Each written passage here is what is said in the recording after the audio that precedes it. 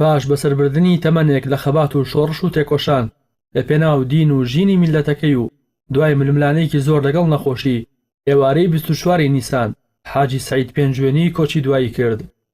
سەعید کەریم حوسێن پێنجوێنی پێشمەرگەی دێرینی ڕابوونی ئیسلامی بووە و لە سەرەتاکانی دەستپێکی شۆڕشی چەکداری ئیسلامی دژی ڕژێمی بەعەز ماڵ و حاڵ و ژیانی تایبەتی خۆی جێدەهێڵێت و لە پێناو گەلەکەی شەکی خەبات دەکاتە شانی و لەگەڵ دەیان زانە و مامۆستای دیاری کورد پەیوەندی ئیسلامی دروست دەکەن و لەشکری قورئان دادەمەزرێنن.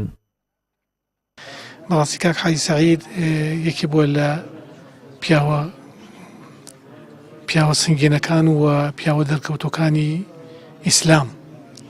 ئەم پیاوە لە ساڵەکانی مەسەلەن هەشتاکانەوە لە تەنزیماتی بزوتنەوەی پەیوەندی ئیسلامی بوو.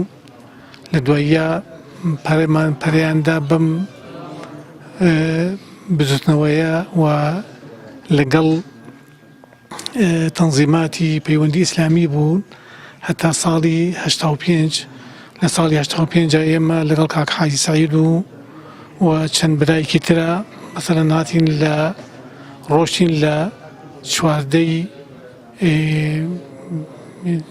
چواردەی حەوتی 1985 ئێمە لێرە کۆچمانکە چوین بۆ ئێران و لەوێ مەسەلەن هێزێکی چەکداری هەبوو لەوێ هەر هێزە چەکداریەکەمان دووبارە بەقوت کردەوە و هەتاوەکو ئەو کاتێک کە لە ناوچەوەی ئیسلامی و لە دواییشا کۆمەڵی ئیسلامی یعنی بەردەوام بوو لە هێز و قووەی چەکداری کاک حاجی سەعید.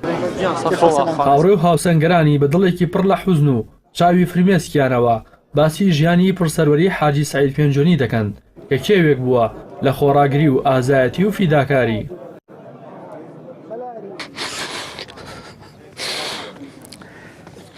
إنا لله وإنا إليه راجعون. کاک حاجی نازان چی بۆ کاک حاجی باسکە. کاک حاجی من کاتی خۆی کە پێشمەرگە بووم لە خزمەتیا بووین لە هێزی خالیدی کوڕی وەلید. بەڕاستی کاک حاجی پیاوێکی خۆشەویست بوون، کەسێک بوو بەڕاستی هەرچی چەندێ باسی بکەم حەقی خۆی پێ نادەم.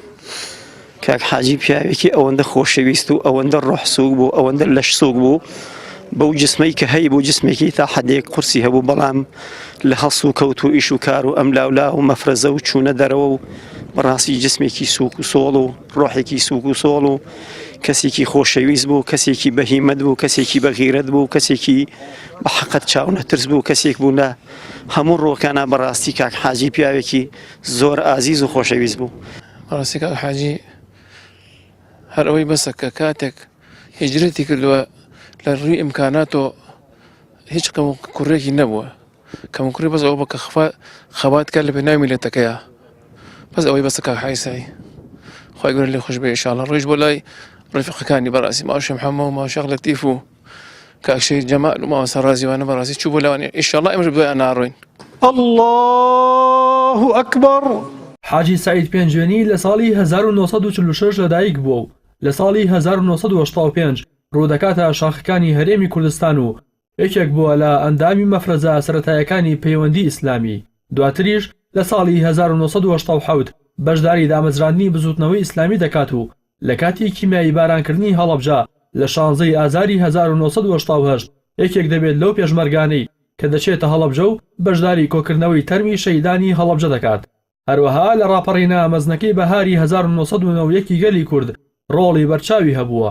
لە دوای ڕاگەاندنی کۆمەڵی ئیسلامی کوردستان لە سیوێکی ئایاری 2001 ژیانی خەبات و تێکۆشان و بانگەواز و پەروەردەی لە نێو ڕیزەکانی کۆمەڵی ئیسلامی درێژە پێدەدات.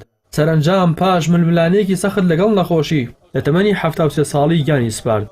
لە مەراسیمێکی شایستەدا و بە ئامادەبوونی ئەندام و کادر و بەرپرسانی باڵای کۆمەڵی ئیسلامی لە گۆڕستانی قڕگەی کۆن بە خاک سپێردرا. ڕاستی حەمامین، کەناڵی ئاسمانی پەیام، سلێمانی.